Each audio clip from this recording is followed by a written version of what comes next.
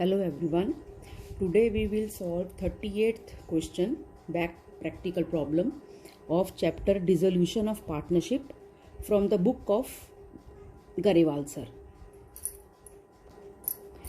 सबसे पहले देखो कि माला नीला काला पार्टनरशिप में यार रेशो 7:1 है, तो ये रेशो हमारे काम आएगी कोई पुराने रिजर्व्स वगैरह बांटने में या प्रॉफिट लॉस बांटने में। ठीक है, उसके बाद ये हमें दिया हुआ है किसने कौन सी एसेट लायबिलिटी टेक ओवर कर ली या किसके कितने पैसे आए, किसको कितने दिए, एडजस्टमेंट्स हैं। सबसे पहले मैं आपको कहती होती हूँ कि पहले आपने अपनी बैलेंस शीट को खत्म करना है। बैलेंस शीट में जितनी एसेट्स लायबिलिटीज हैं उनको नील करना है। तो उसको नील करने के लिए सबसे पहले बनाएंगे रियलाइजेशन अकाउंट। हम लिखेंगे books of Mala Neela and Kala. Realisation account सबसे पहले बनाएंगे।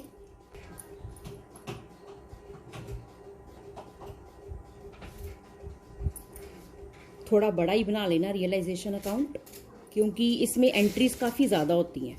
क्योंकि सबसे पहले तो इसमें जितनी भी एसेट्स लायबिलिटीज है उनको क्रेडिट डेबिट करके खत्म करना है, फिर उनको बेचना और पे करना है ना। तो जितना रिवैल्यूएशन अकाउंट बनता है उससे दुगना ये लेंथ में बड़ा होता है। अब क्वेश्चन देखो, सबसे पहले हमने क्या करना है, जितनी हमारी एसेट्स हैं उन सारी एसेट्स को हमने धीरे धीरे कैंसिल करना, खत्म करना शुरू करना है। तो सबसे पहले है बिल्डिंग, तो 2 बिल्डिंग, ये कितनी है 20,000। उसके बाद है next plant, 2 plant 31220। 2 goodwill 10,000। 2 shares in X Limited 2,400। 2 shares in Y Limited 10,000। 2 stock 11,240। 2 debtors 8,740। और उसके बाद बैंक को नहीं, क्योंकि बैंक का तो हमने अकाउंट खोलना है ना, तो वहां पर ये 2 बैलेंस ब्रॉट डाउन होगा। 2 पेटेंट्स 38080। सिर्फ बैंक को छोड़ के मैंने सारी एसेट्स को खत्म कर देना ना, क्योंकि बिजनेस बंद करने लगी हूं तो एसेट्स का बैलेंस डेबिट होता है। तो उन सबको मैंने क्रेडिट करके अपनी बुक्स में उनके अकाउंट क्लोज कर देने हैं। ठीक है, तो कैसे एंट्री पास होती है, रियलाइजेशन अकाउंट डेबिटेड, सारे बैलेंस इसमें ट्रांसफर कर देंगे और जब बेचेंगे तब इसी अकाउंट के थ्रू बेचेंगे। तो realisation 2 building 2 plant 2 machinery 2 firm जितनी भी हैं सारी क्रेडिट क्रेडिट क्रेडिट करके खत्म। बस बैंक को छोड़ दिए, क्योंकि बैंक का मैं अलग से अकाउंट खोलूंगी। अब आई लायबिलिटी साइड की बारी। ठीक है, तो लायबिलिटी साइड में सबसे पहले कैपिटल है, तो पहले कैपिटल अकाउंट खोलते हैं।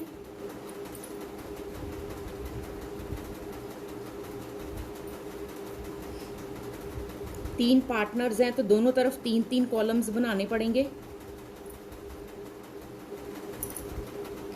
अब सबसे पहले आप देखो कि जो आपकी लायबिलिटी साइड है, ठीक है, लायबिलिटी साइड में कैपिटल अकाउंट के बैलेंस है माला नीला और काला के 12410। तो बाय बैलेंस ब्रॉट डाउन। ठीक है, तीनों के बैलेंस ब्रॉट डाउन कर दो। 12410 उसका है 8650 और वो काला का है 80620। ठीक है, अब सारे क्योंकि लायबिलिटी साइड के आइटम्स का बैलेंस क्रेडिट होता है तो वो सारे अब डेबिट होंगे। ठीक है, तो इसको इधर लिखा। अब क्रेडिटर्स 11210, तो क्रेडिटर्स यहाँ रियलाइजेशन अकाउंट में एंट्री होगी। क्रेडिटर्स अकाउंट डेबिट होंगे तो अकाउंट खत्म होगा ना। 2 रियलाइजेशन अकाउंट, तो बाय क्रेडिटर्स अकाउंट कितने हैं 11210। और reserve for depreciation on plant वो भी इधर आएगा, by reserve for depreciation on plant. ठीक है, अकाउंट 20,000। ठीक, किसी एसेट के अगेंस्ट कोई रिजर्व हो, जैसे स्टॉक का स्टॉक फ्लक्चुएशन रिजर्व, इन्वेस्टमेंट का investment fluctuation reserve, machinery building का रिजर्व फॉर डेप्रिसिएशन, तो इधर वो एसेट्स आएंगी, इधर उनके रिजर्व आएंगे। हाँ, एक बात मैंने आपको कही थी कि जितनी भी लायबिलिटीज आपके सम में होती हैं, अगर 3 लायबिलिटीज हैं तो सम को एंड क्लोज करने से पहले एंड में जाके देख लो कि जितनी लायबिलिटीज थी या तो उतनी लायबिलिटीज पे हो गई हो, या अगर 3 में से 2 पे हो गई तो तीसरी किसी पार्टनर ने टेक ओवर कर ली हो, कोई लायबिलिटी रह ना गई हो। पर उन लायबिलिटीज में इनको मत गिनना, ये रिजर्व फॉर डेप्रिसिएशन को, या रिजर्व इन्वेस्टमेंट फ्लक्चुएशन रिजर्व को, या स्टॉक फ्लक्चुएशन रिजर्व को, एसेट वाले रिजर्व्स को नहीं गिनना, इनकी नहीं कोई पेमेंट करनी। ठीक है, ये तो बस हमने बनाए थे कि अगर इनकी वैल्यू में कमी आती है तो उसके लिए बनाए थे, ये कोई बाहर वाले को थोड़ी पेमेंट करनी है। हाँ जी, अब हम क्या करेंगे कि हमारी जो बैलेंस शीट है उसमें सिर्फ मैंने एक बैंक छोड़ा था ना, अब बस वो बैंक अकाउंट ओपन करना है। तो बैंक का बैलेंस देखो कितना है, 1210। उसको आपने क्या कर देना है, डेबिट साइड पर टू बैलेंस ब्रॉट डाउन आपने कर देना है 1210। हाँ जी, अब देखो first adjustment, Mala to take over the building at an agreed amount of 31500। अब माला ने कहा कि बिल्डिंग मैं टेक ओवर कर लूंगी, तो कोई पार्टनर अगर कोई एसेट लेगा तो नेचुरली वो फ्री में तो उसको मिलेगी नहीं। ठीक है, फर्म क्या करेगी, उतने पैसे माला के अकाउंट से काट लेगी। तो अगर आपने माला के अकाउंट से पैसे काटने हैं, ठीक है, तो आपकी जर्नल एंट्री क्या बनी, माला को डेबिट करोगे। ठीक, मालाज कैपिटल अकाउंट डेबिटेड, उसके अकाउंट से पैसे काटोगे टू रियलाइजेशन अकाउंट। ठीक है, टू रियलाइजेशन अकाउंट, उतने पैसे आपने उसके अकाउंट से काट लेने। तो एक तरह से फर्म के लिए ये प्रॉफिट ही है, तभी तो क्रेडिट और इनकम एंड गेन के हिसाब से ये फर्म का अकाउंट है ना, तो ये अकाउंट तो क्रेडिट ही हुआ।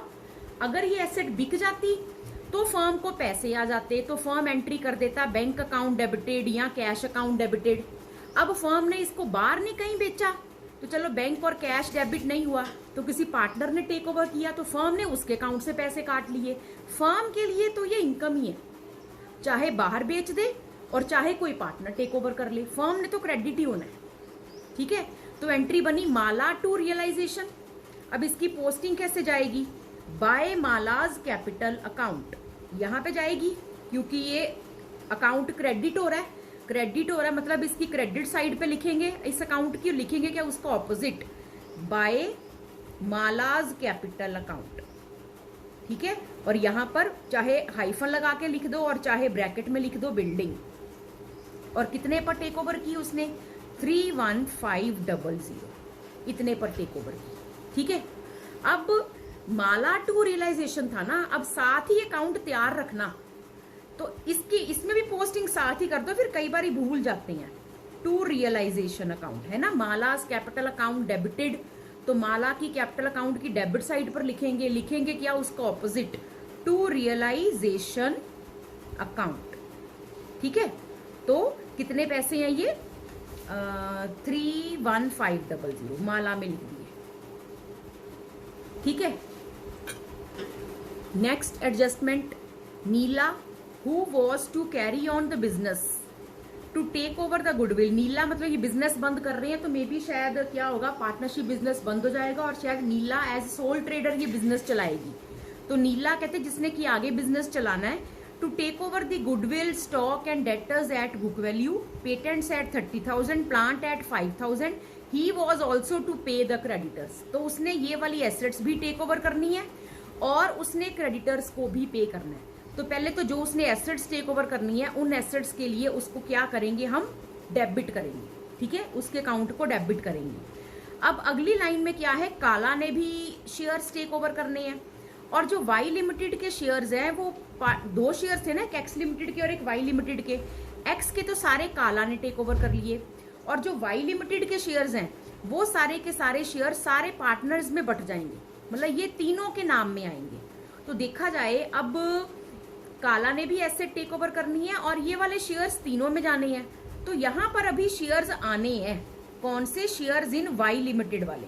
तो मैं दोबारा फिर जो माला का नाम लिखूंगी, मैं यहीं पर ही शेयर्स इन वाई लिमिटेड लिखकर जगह छोड़ देती हूँ, जब अमाउंट पता लगेगा तब लिख लूंगी, नहीं तो नहीं छोड़ूंगी ना जगह, तो मेरे को दोबारा फिर आगे जाके बाय मालास कैपिटल लिखना पड़ेगा, एवं टाइम वेस्ट होगा। चलो अब अगले बारी आ गई बाय मीलाज कैपिटल अकाउंट।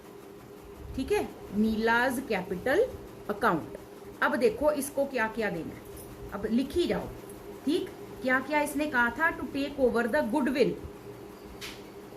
ठीक है, स्टॉक, डेटर्स, ये तीनों उसने कहा बुक वैल्यू पर लेनी है, तो बुक की वैल्यू ये हमने उतारी थी 10,000 थी बुक में वैल्यू, मतलब बैलेंस शीट में। स्टॉक की वैल्यू थी 11,240, है ना, बुक्स में यही वैल्यू थी, चाहे बैलेंस शीट से देख लो, ये बैलेंस शीट से देखी हुई है। और डेटर्स 8,740, ये तो उसने बुक वैल्यू पर ले ली। और एक उसने लिए है पेटेंट्स, ठीक है, कितने के, 30,000 के। और एक उसने लिया है प्लांट, ठीक है, प्लांट कितने पर लिया इसने, 5,000। ठीक, अब जो शेयर्स इन वाई लिमिटेड थे वो तो तीनों में बंटने हैं, ठीक है, तो उसके लिए यहां शेयर्स इन वाई लिमिटेड लिखकर छोड़ दो। जब उसका अमाउंट पता लगेगा तो मैं उसका अमाउंट भी यहां लिख लूंगी। और यहां पर बोला हुआ है ही was also to pay the creditors, यानी कि अब उसने क्रेडिटर्स को पे करना है। तो जब फर्म ने अगर क्रेडिटर्स, एक्चुअली तो देखो जी जिम्मेवारी तो फर्म की है, अगर फर्म पे करती क्रेडिटर्स को तो फर्म एंट्री करती realisation account debited to bank account, तो फर्म ये एंट्री करती। तो फर्म अगर पे करती तो फर्म ये एंट्री करती रियलाइजेशन टू बैंक। फर्म ने नहीं पे किया, इसने नीला ने बोल दिया मैं पे कर दूंगा, ठीक, तो फर्म का तो ये खर्चा होना ही है, तो फर्म ने खुद ना कैश पे किया, फर्म ने उतना कैश नीला के अकाउंट में ट्रांसफर कर देना। तो फर्म ने तो डेबिट लायबिलिटी पे करने के लिए होना ही होना है, ठीक है, तो फर्म का तो खर्चा हुआ ही हुआ, उतने पैसे नीला के अकाउंट में डाल दिए, कहानी तो वहीं आ गई। तो realisation account debited to Neela's account, तो टू नीलाज अकाउंट, ठीक है, चाहे हाइफन लगा के लिखो क्रेडिटर्स, चाहे ब्रैकेट में लिखो creditors, one and the same thing. तो क्रेडिटर्स कितने थे यहीं से देख लो, बैलेंस शीट से क्या देखने जाना, 11210, ठीक है, 11210।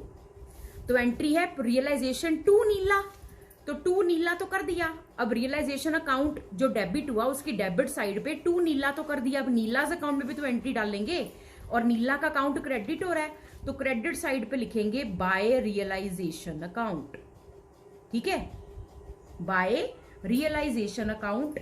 और ये है क्या, क्रेडिटर्स, कितने के, 11210। याद रखना नीला में लिखना है, बस उल्ट पुल्ट कॉलम में लिखा जाता है, यही गलती हो जाती है कई बार। अब नेक्स्ट लिखा है काला ने जो शेयर्स टेक ओवर करने ना एक्स के, वो 15 ईच, एक शेयर 15 का। अब आप अपनी बुक में देखो कि ये शेयर्स थे कितने, एक्स लिमिटेड में 100 शेयर्स थे, तो अगर 15 का वो एक शेयर ले रहा है तो यानी कि 1500। तो अब हमने क्या करना है, उतने पैसे काला के अकाउंट से काट लेने हैं, तो बाय कालाज कैपिटल अकाउंट, ठीक है, और हमने कितने पैसे उसके अकाउंट से काटने, 1500, तो ये हमने 1500 लिख दिए।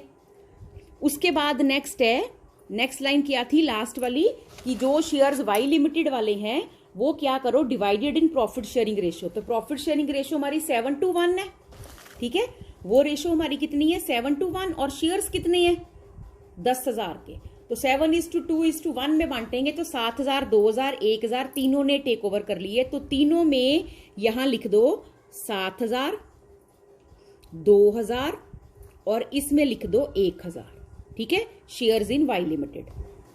अब इस अकाउंट की दोनों साइड्स में देखो कि प्रॉफिट आ रहा है कि लॉस आ रहा है, कौन सी साइड बड़ी आ रही है, तो ये वाली साइड बड़ी है, तो नेचुरली मतलब ये साइड छोटी है, तो यानी कि ये लॉस हो गया, by loss transferred to capital accounts.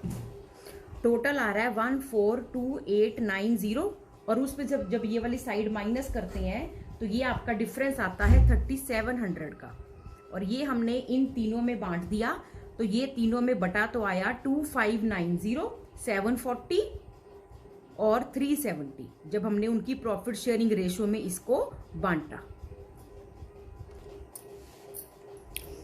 अब हमने इसको उनके कैपिटल अकाउंट में ट्रांसफर करना है। वो ट्रांसफर करने से पहले हमने सारी जो एसेट्स है ना जो इन्होंने टेक ओवर की थी वो भी ट्रांसफर करनी है, वैसे हमें साथ साथ कर लेनी चाहिए थी। ये जो एसेट्स है माला की, ठीक है, अगर मैं इसका टोटल करूं तो ये टोटल आता है 38500, ठीक है, और अगर मैं इनका टोटल करूं, इन सब का मिला के आता है 66980,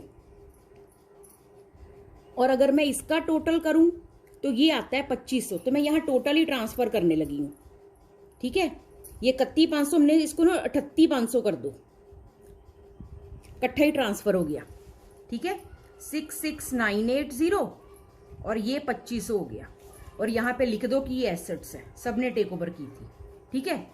उसके बाद ये लॉस ट्रांसफर कर दो। वैसे दोबारा रियलाइजेशन अकाउंट मैंने ऐसे लिख दिया, चाहे ना ही लिखते, हाइफन लगा के ही लॉस लिख देते, ठीक है।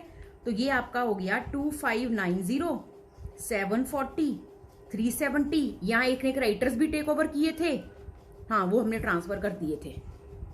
अब हम तीनों के अकाउंट की क्या निकालेंगे, अब हम तीनों के अकाउंट की बैलेंसिंग फिगर निकालेंगे, और वो किसी भी साइड आ सकती है, ठीक है। डेबिट साइड पे आई तो टू बैंक लिखना है, क्रेडिट साइड पे आई तो बाय बैंक लिखना है, ठीक। अब हम टोटल करेंगे। अब देखो इन दोनों की डेबिट साइड बड़ी है तो मैंने इधर लिखा, इसकी क्रेडिट साइड बड़ी है तो मैंने इधर लिखा। अब इन दोनों की डेबिट साइड बड़ी है, डेबिट में से इसकी पहले माला की क्रेडिट साइड माइनस की, ठीक है। तो माला के अकाउंट में बैलेंसिंग फिगर आ रही है 28680, इधर आ रही है 28680। इसको मैं लिखूंगी by bank, balance carry down नहीं लिखूंगी, मैं कौन सा बिजनेस अब आगे कंटिन्यू करना है। इसका टोटल ये आ रहा है, इसमें से ये माइनस की दो फिगर्स, इसकी बैलेंस फिगर आ रही है 47860, ठीक है। इसकी तो दोनों साइड्स हो गई मैच, और इसकी ये साइड बड़ी थी, इसमें से इन दोनों को माइनस किया तो इसकी बैलेंसिंग फिगर 77750 इधर आ रही है, तो इसको लिखो टू बैंक, ठीक है। अब जितनी भी बैंक की ट्रांजैक्शंस हुई वो सारी हमने यहां ट्रांसफर करनी है। तो यहां तो मुझे बैंक की कोई ट्रांजैक्शन दिख ही नहीं रही, सारे टेक ओवर ही हुए हैं यहाँ पे, ठीक। बैंक की ट्रांजैक्शन यहीं पर हुई है बस, बाय बैंक और टू बैंक, ठीक है। तो बाय बैंक का मतलब bank account debited to Mala to Neela, ठीक है। तो इधर ये पोस्टिंग आएगी to Mala's capital account, to Mala और टू नीला आ गई, और इधर वाली जो थी टू बैंक ये बनी काला टू बैंक, तो बाय काला करके आएगी इधर।